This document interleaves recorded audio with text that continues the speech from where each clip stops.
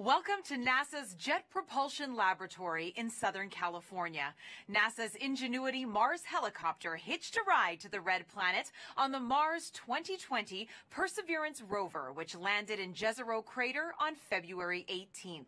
Earlier today, Ingenuity should have autonomously performed its first flight attempt on Mars.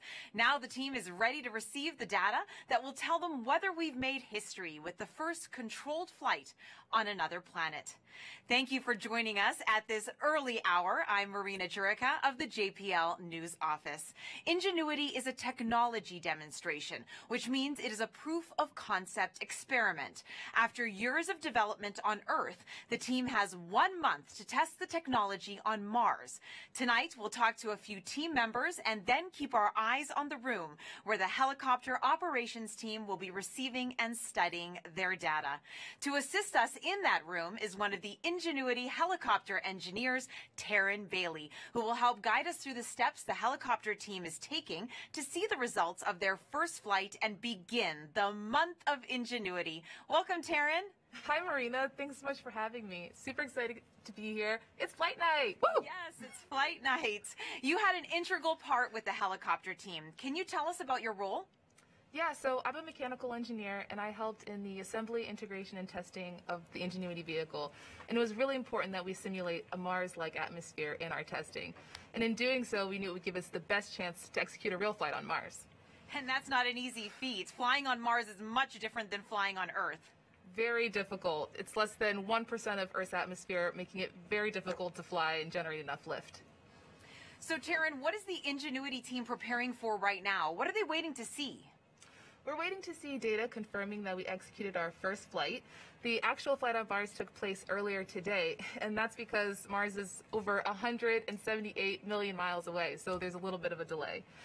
The data is expected to hit the Deep Space Network at about 3:34 a.m. Pacific time, and we'll start processing the data shortly after that to see how we did. Fingers crossed. Thanks so much, Taryn. We'll be coming back to you shortly as we get closer to the start of the data downlink. What started out as a dream is now becoming reality for the Ingenuity helicopter team. Let's take a look at their journey. Sometimes you have to do something just to show that you can do it. When the Wright brothers flew for the first time, they flew an experimental aircraft. And in the same way, the Mars helicopter is designed to show that we can fly powered helicopter flight in the Martian atmosphere.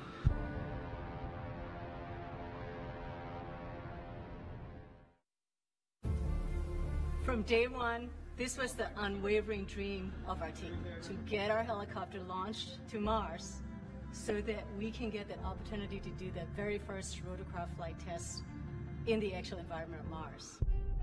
It's extremely difficult to fly at Mars because the atmosphere is so thin. Compared to Earth, at Mars it's less than 1%. So the first and foremost challenge is to make a vehicle that's light enough to be lifted. And then the second is to generate lift. The rotor system has just been very fast. 2,000, 2,200, 2,400, 2,600. We're spinning between 2,000 and 3,000 revolutions per minute, and it takes a lot of energy. So it's that balance of a very light system, yet having enough energy that's needed to spin the rotor so fast to lift, and on top of it, having to design in the autonomy. It has to be fully autonomous from the time it takes off to the time it lands. What we do on the ground is we plan the flights, and so we determine from here where we want the helicopter to go. Our experiment window is 30 Martian days. So we have planned up to 5 flights of incremental difficulty. The very first flight, the main thing is we want to get the legs off the ground, and so we will basically go up about 3 meters, and we'll hover there, and then we'll come down again, and that will be the first, really major milestone. Most of our flights will be at the 3 to 5 meter height. We will be going horizontally again at a few meters per second, probably go out, 50, 70 meters and come back. In successive flights, we'll probably push that further, try to go further. So our priority will be to get back engineering telemetry and not so much images, but I'm sure we'll return a few, because they'll always look cool. At this point, we've tested all we can on Earth. We have mathematical models that shows how it'll fly at Mars, and we've tested it in the simulated environment that we can create on Earth. It really is time now to do the real flight tests at Mars. Nothing is a given, but we have done everything we can in terms of a test program here on Earth. The vehicle's performing extremely well so far. It's been doing exactly the right thing, even right now when it's bolted onto the Perseverance rover. So there's a very good chance that we'll pull it off, yes. But it's still high risk, and none of us forget that you could have a glitch that, could mean end of mission, yes.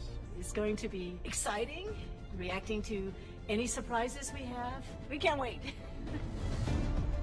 What's really most important is everything we're learning here is for the future rotorcraft systems that we want to introduce into space exploration.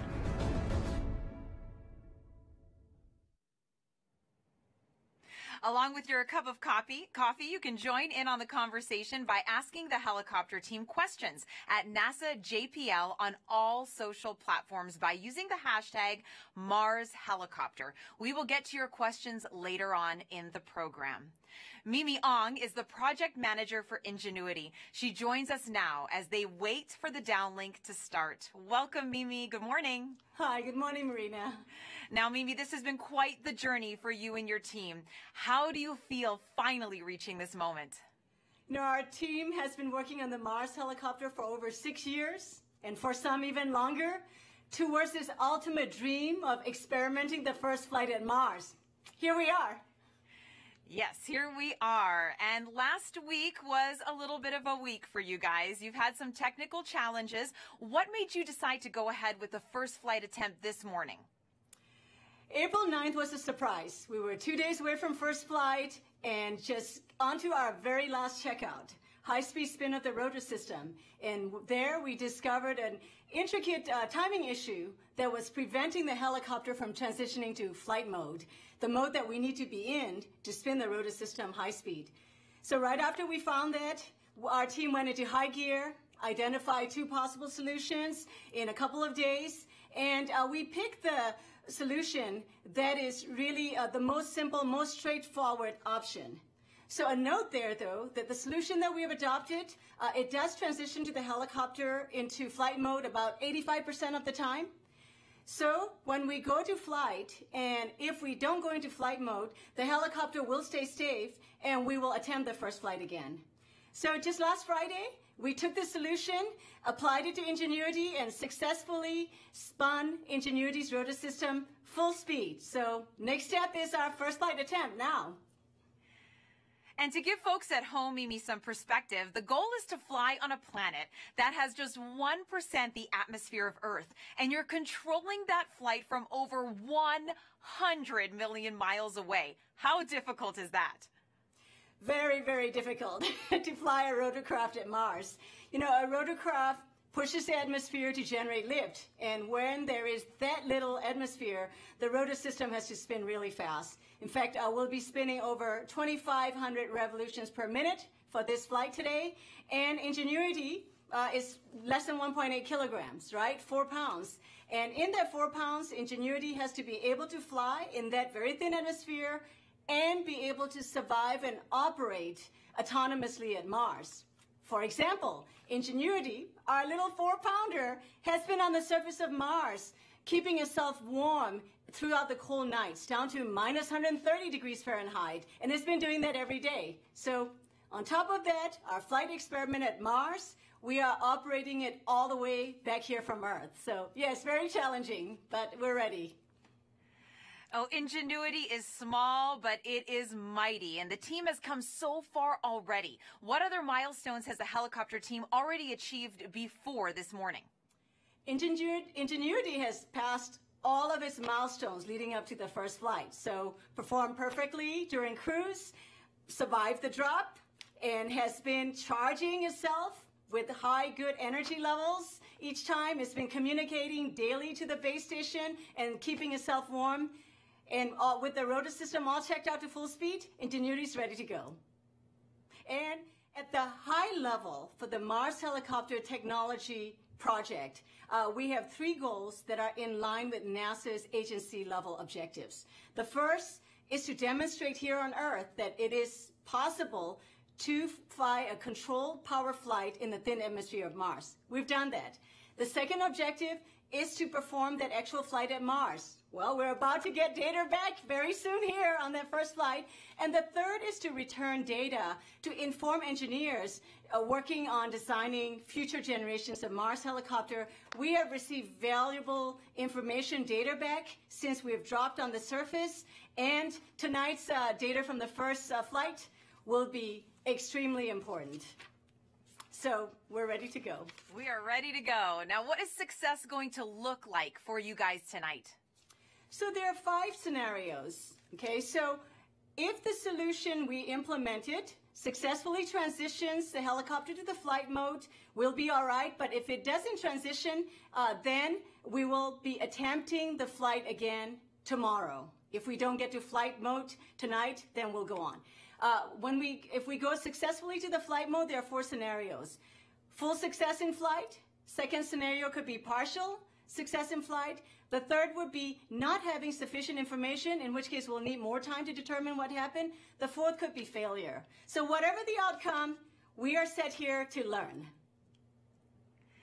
And a bright future is ahead, Mimi. The risk is huge, but the reward is high. We will all be rooting for your team. Good luck. Thank you, Marina. As we get closer to the data arrival, let's talk to Tim Canham, Ingenuity Operations Lead. Thanks for joining us, Tim. Thanks, Marina. Glad to be here. Now, how does the data even get here from the helicopter to the team? Well, as they say, sometimes it's complicated, right? So the helicopter does not have a radio that can talk directly to Earth, so we need the help of the rover. As a matter of fact, the rover has an instrument on board, which is also built by the helicopter team, called the Helicopter Base Station. The Helicopter Base Station has a radio which talks to the helicopter. So as you have heard earlier today, the helicopter flew. As it was flying and after landed, it transferred its data to the base station. And then the rover takes the data from the base station and transmits it to an orbiter. That would be the MRO orbiter. And then the MRO orbiter turns to Earth and then sends all the data to the Deep Space Network. At that point, the Deep Space Network itself turns around, sends it to JPL and into the ground data systems. At that point, when it shows up, our team can take that data and decode it and see what happened during the flight. It sounds like it has to be well choreographed, Tim. How do you plan the first flight? It's a remote autonomous operation. What goes into the planning and the execution? Well, you know, we've done it all as a team, as we have all along. It's been a challenge with COVID to be remote, but we learned new ways to work together.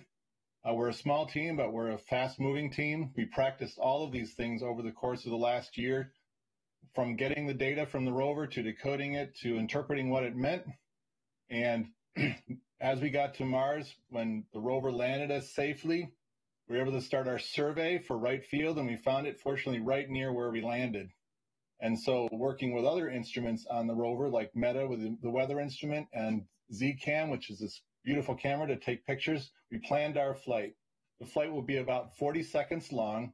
We'll lift off, we'll pivot towards the rover, and then we'll land. It's going to be a very basic flight.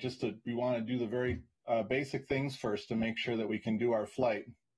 And then at that point, we will get all our data back and look at it. But we had to practice all those things. And we've been using this time on the surface to get familiar with the vehicle and how it operates and work around those various troubles that Mimi talked about. And the team is ready to go. And Tim, what specifically will the helicopter team be looking for as we go through this morning? So one of the great things about this helicopter is it has a very powerful processor. It's tiny, but it's powerful, and we get lots and lots of data. The processor itself is about 100 times as powerful as the processor, even on the rover. And so we get all this data, as I mentioned, that gets sent to the rover, and then the rover sends it to us. So as our downlink lead, Michael Starch, sees that data arrive in the data center, he will decode it and look for the successful arrival of the data. At that point, we turn the data over to Hovard Grip, our chief pilot, and he will look at the portion of the data that relates to how the flight went. There are a series of events that the helicopter sends as it transitions through each stage of the flight. And when Hovard is able to verify that the progression went as planned, then he'll turn to the actual data and look at a plot of the altimeter, which is one of the instruments used in navigation, we should see the plot of the altimeter go up to the flight height and then come back down again. And that will be a positive confirmation that we got it. And finally, from the helicopter side, we are snapping a series of black and white downward facing pictures as the helicopter comes in for landing.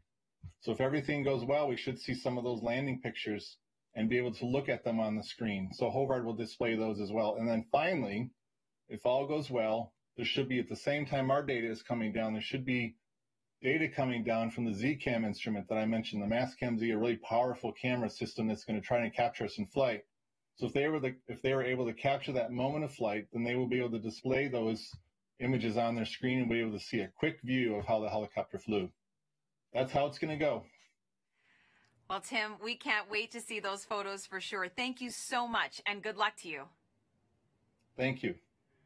We will get back to the action in the room in just a moment. Now joining us is Associate Administrator of NASA's Science Mission Directorate, Thomas Zurbuchen, who is here at JPL for the helicopter's first test flight. Welcome, Thomas. I'm so glad to be here, Marina. Hi. Hi. Now, how important is tonight to space exploration? Oh, technology demonstrations are really important for all of us. You know, it's really taking a tool that we haven't been able to use and put it in the box of tools that is available for all of our missions going forward at Mars. So for me, it's really exciting personally, and for the community overall, it opens up new doors. And Thomas, why is it important to have that aerial dimension to space exploration?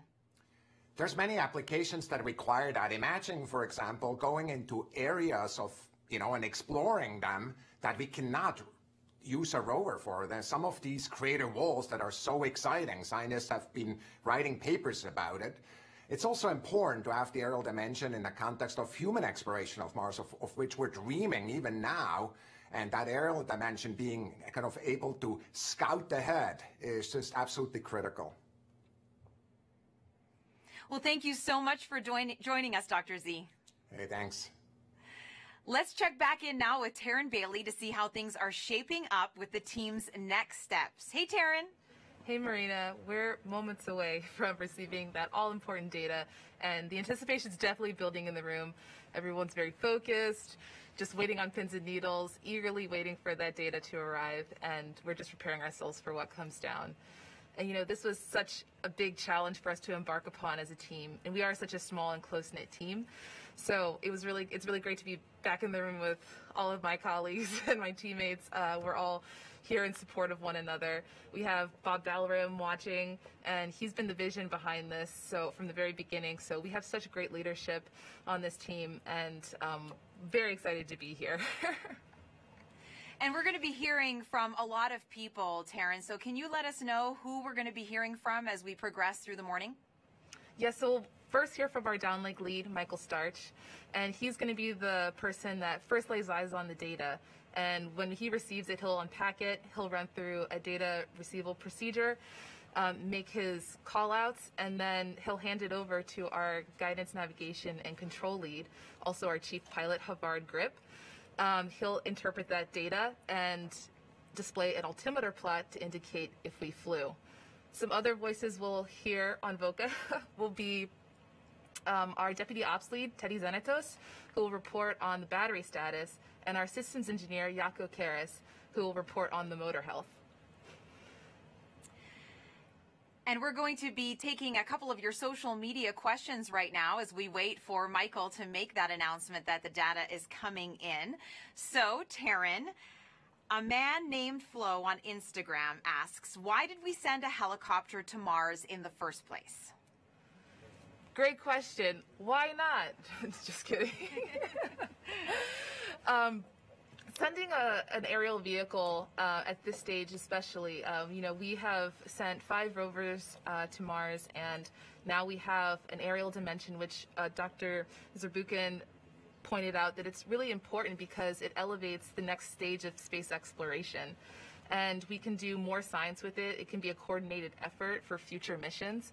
It also opens the doorway for human exploration, and the helicopter can go into areas where the rover can't. So there are a lot of caves and the rover has to overcome a lot of obstacles on the ground that the helicopter can ideally move around. And that's why it's such a great option for putting an aerial vehicle on another planet. And as Tim mentioned, it has to be well choreographed, this flight. And so Elio on Instagram asks, why is the first flight only vertical? So every flight, we're going to build upon it. But this first flight, our mission success criteria is really to demonstrate that we can fly. And so that's why this first flight is really all about being able to demonstrate that we can fly on another planet. And so that means we'll do a 3-meter hover above the Martian surface, touch back down to signal success, and then we can advance from there.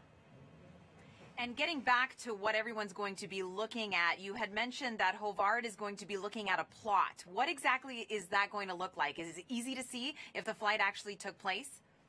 Yes, so his altimeter plot will indicate a peak, and we'll start off with a flat line indicating that we were grounded. Then we'll spin up and it'll have a steep incline to show that we've risen. And then at the top we'll have a dwell where we're hovering, and then another steep decline in the graph to show that we've touched down. So it should be pretty cut and dry to see that we have successfully flew. And this morning, of course, as you mentioned, the helicopter flew a few hours ago, and we're waiting to see if it did happen. But you did a whole lot of testing here on Earth before you sent Ingenuity up there. Tell me what it was like to test the helicopter and simulate that Mars environment. Absolutely. So it went just because the helicopter is the first of its kind. The testing also is very similar in that way. We had to simulate a Mars-like atmosphere by using very large thermal vacuum chambers to allow us to control the temperature and pressure so we can simulate a Mars-like atmospheric density. Then we also created a gravity offload system that compensates for the difference in gravity between Earth and Mars. In addition to that, we validated a lot of our requirements with engineering models. So these are developmental models that we made, and they went through extensive environmental and aerodynamic testing. And so they were the precursors to our flight vehicle, which is, of course, currently on Mars. And as Mimi mentioned before, it had to be super light and super fast. Why is that? Flying on Mars is very difficult. You guys have heard it before. It's less than 1% of Earth's atmosphere, and that means that we have to have something really lightweight for us to overcome that mass to generate enough lift. And, you know, kudos and thank you very much to our friends over at Air Environment who designed and built this custom rotor system that is super lightweight. Each blade is less than 2 ounces made of composite material for that very reason. And it spans the distance. The wingspan of this helicopter is 4 feet tip to tip. So that's 1.2 meters. That's super large for something that's essentially carrying the size of a tissue box, just to give you a frame of reference. And in addition to that, generating enough lift involves having high RPM. So we're flying at on an average of 2,500 RPM. 2,500 RPM. I just want everyone to sit with that for a minute, because here on Earth, helicopters go 400 to 500 RPM. So that is so much faster, Taryn. It's incredibly fast, incredibly fast. Every detail on this vehicle is made and designed for it to be the most efficient. You're beginning to see data products.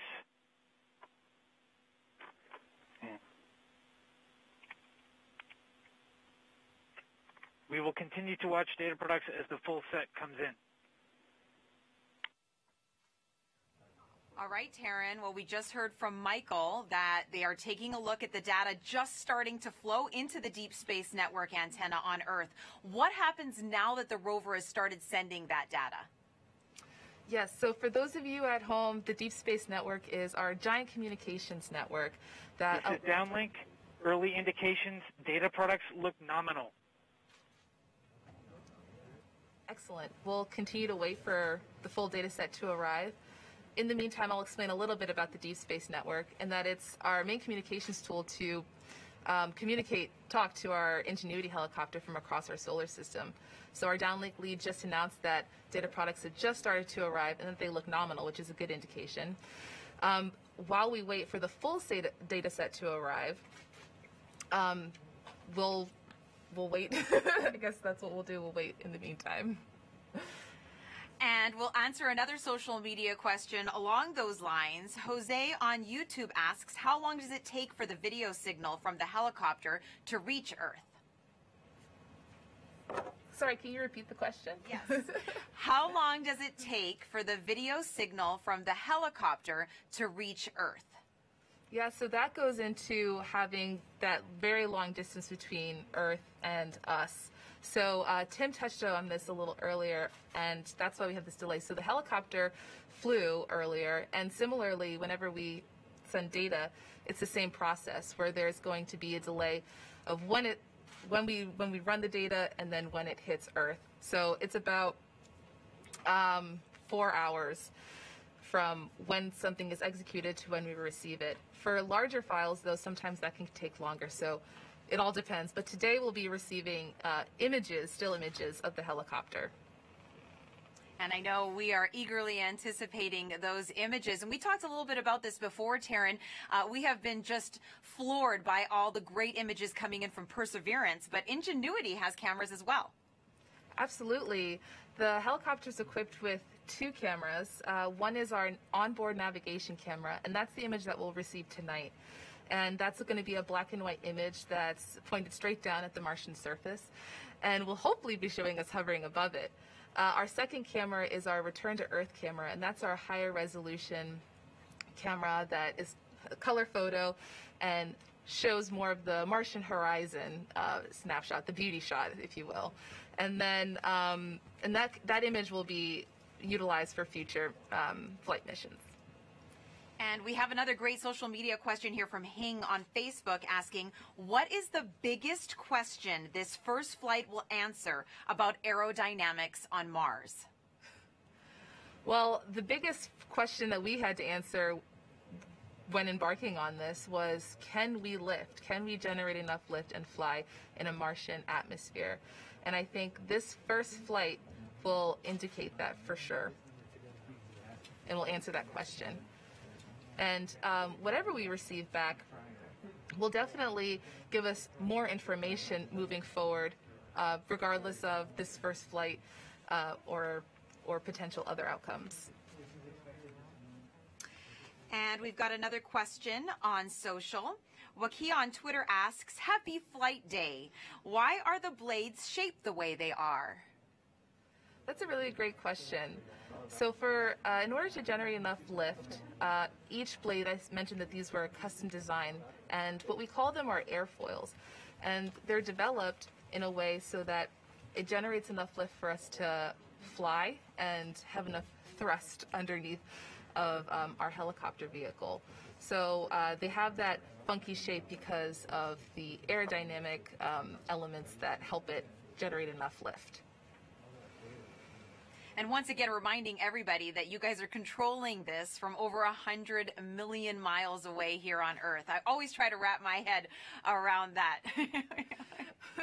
Absolutely. It is so far away, and it's miraculous to even think that this is something that's technically already been executed earlier today. We're just kind of standing by and waiting for that data to arrive to indicate, success.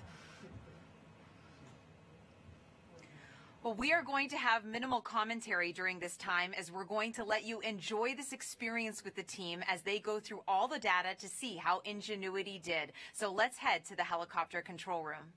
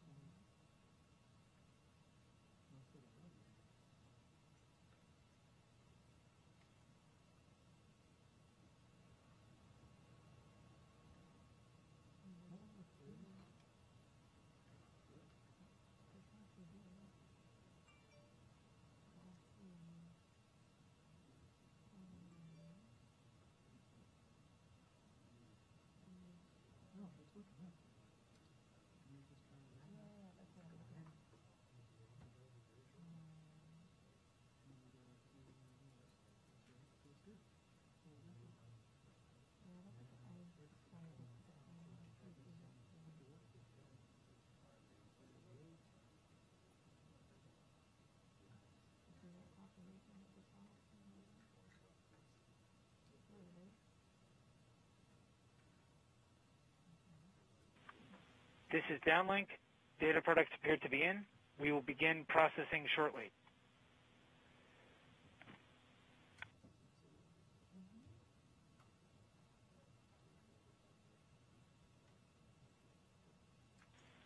This is downlink. We are beginning to fetch data from Mars 2020.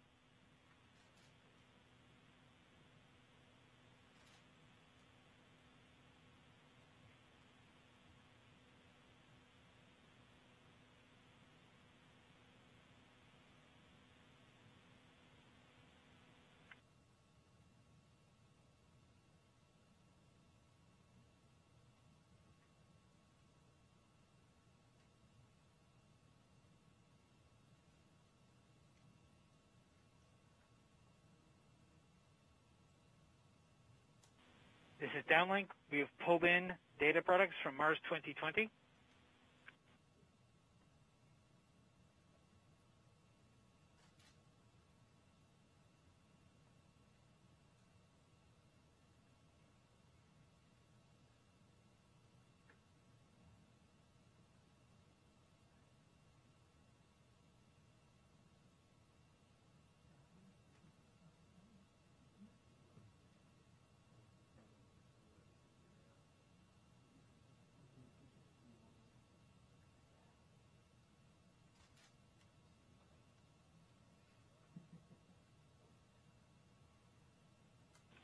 This is downlink, confirming we received Mars 2020 telemetry, confirming that we received Mars 2020 events, confirming that we received helicopter data products,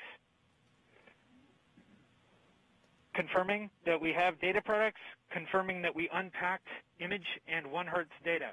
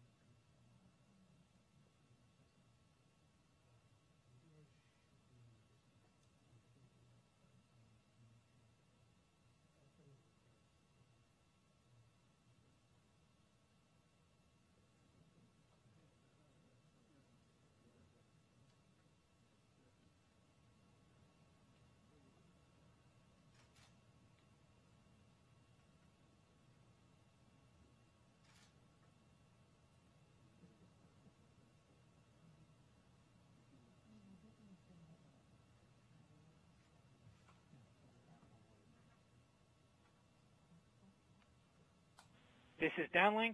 We have successfully ingested 1 Hertz data.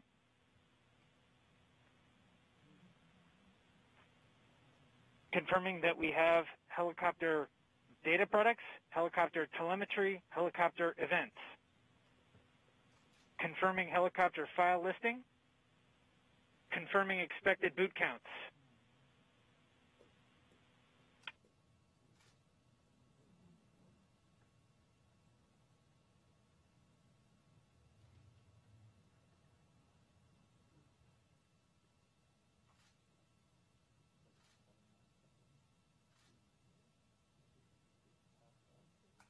This is downlink, confirming battery data has been received. Battery data looks healthy.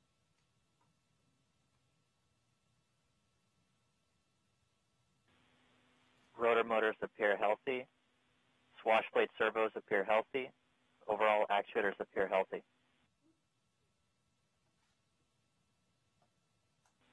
Confirming thermal report generation. Confirming analog report generation.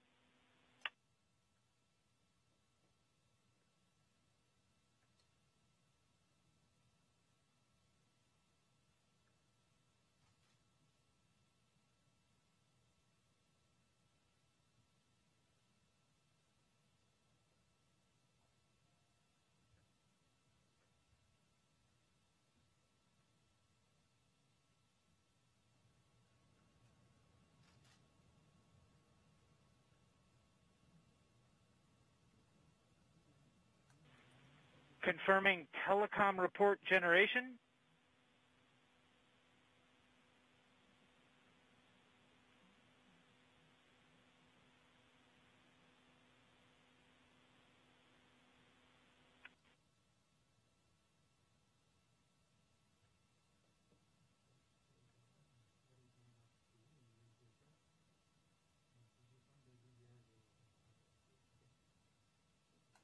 This is downlink handing off to flight control for telemetry analysis.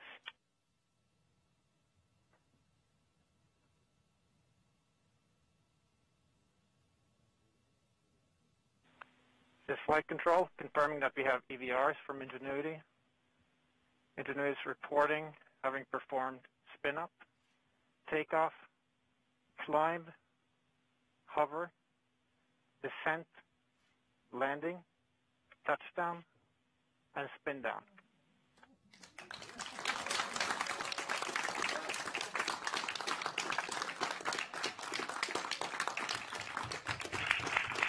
And altimeter data confirms that Ingenuity has performed its first flight, the first flight of a powered aircraft to another planet.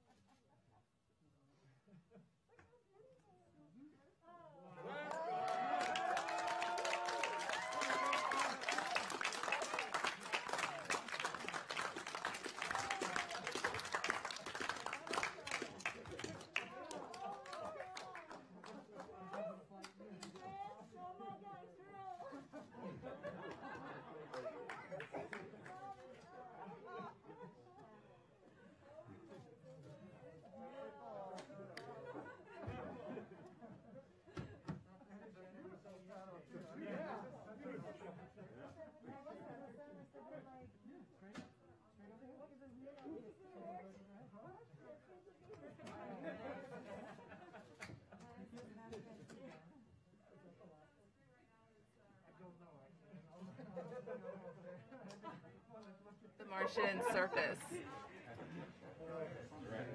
Taryn, go ahead and repeat that.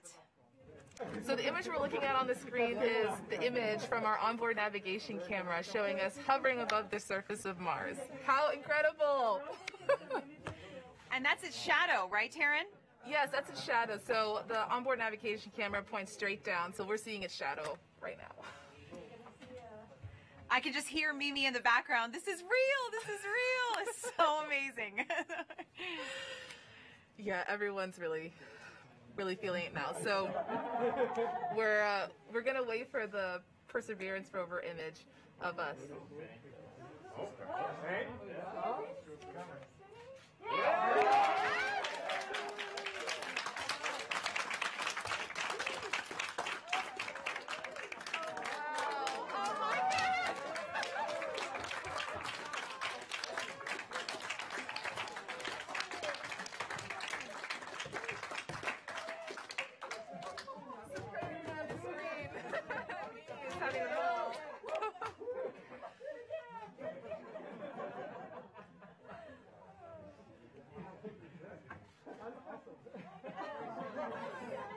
Are you guys seeing the Perseverance image?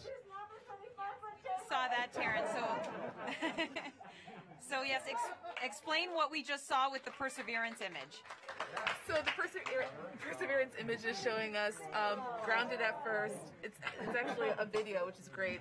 It's grounded at first and then shows us hovering our 3 meters above the Martian surface and then touching back down. It's amazing, brilliant.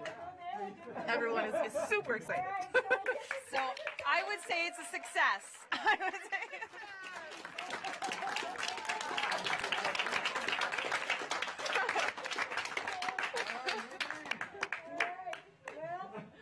I got to tear up the contingency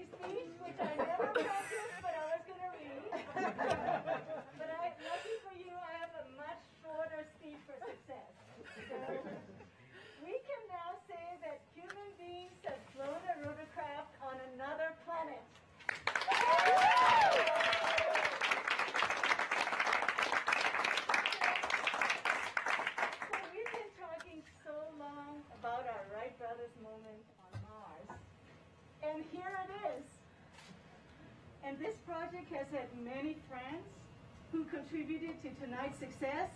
I see many in the room, the team in the room, the team on WebEx, team members who couldn't join us, and a few of our friends who are no longer with us. They're still in our minds today.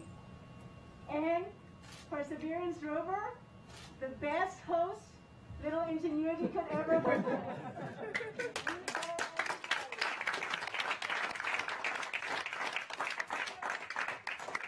You know, history doesn't, we don't know from history what Orville and Wilbur did after their first successful flight, the Wright brothers, but I imagine the two brothers hugged each other. Well, you know I'm hugging you virtually, and you guys haven't been with me for 4, 5, 6 years. If it weren't for COVID-19, you guys don't have a chance of me. So this is all I can do. I'm giving you the hugs. Look, we together flew at Mars, and we together now have our Wright brothers moment. So, you know, history does tell us that soon after that first flight, Wilbur and Orville did go right back to work. They flew 3 more flights that day, higher and further than the first ones. So we know, you know, like the Wright brothers at Kitty Hawk, we know that our time to make a difference at Jezero Crater, Mars is not yet over. This is just the first great flight. So let's enjoy this moment. But we must enjoy this moment because over the years, and there are a few of you especially, but there's some that have never let me celebrate fully. Every time we hit one of these major milestones, not yet, not yet. We'll keep moving on. So we must take a moment to celebrate this moment. Really important. Congratulations, everybody. Congratulations. Take that moment, and then after that, let's get back to work and more flights. Congratulations.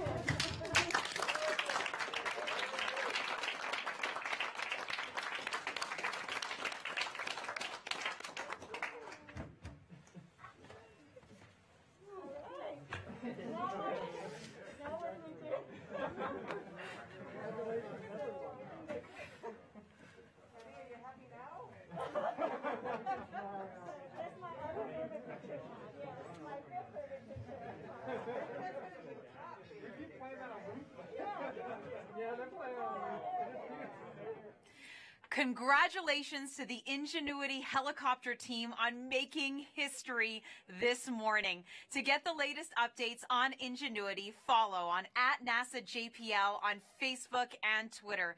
I'd like to thank everyone for joining us at this early morning hour. The journey on this month of Ingenuity continues. Join us for a news briefing later this morning at 11 a.m. Pacific Standard Time for a deeper analysis of Ingenuity's first flight and what this means for NASA. I'm Marina Jurica. Thanks for watching, and good night, and go Ingenuity!